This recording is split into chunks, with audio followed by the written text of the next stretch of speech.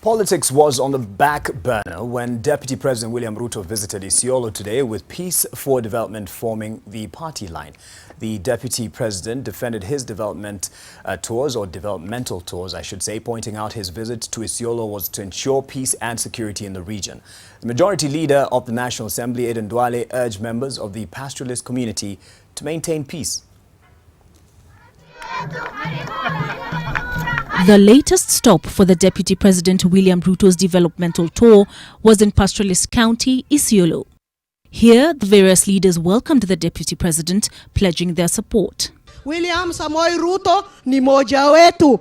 Yeye ni pastoralist kama sisi. Ile kutangatanga pia tumesema yes, tuko pamoja na wewe. Na Waswahili wanasemaye akufae kwa dhiki ndiye rafiki, si ndio?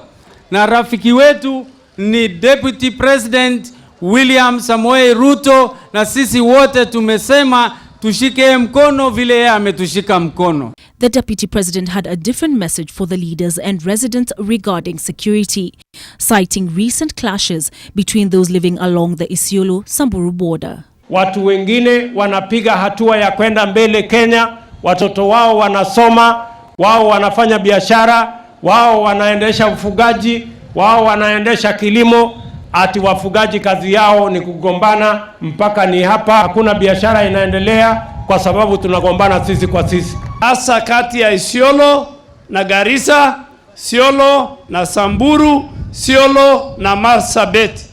Watu wetu wafugaji tunawaomba tafadhalini muweke amani.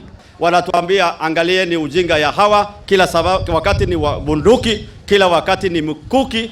The recent attacks saw one person killed and 2 others seriously injured, and over 600 goats stolen in a suspected retaliatory attack conducted by raiders believed to be from the neighboring Samburu County.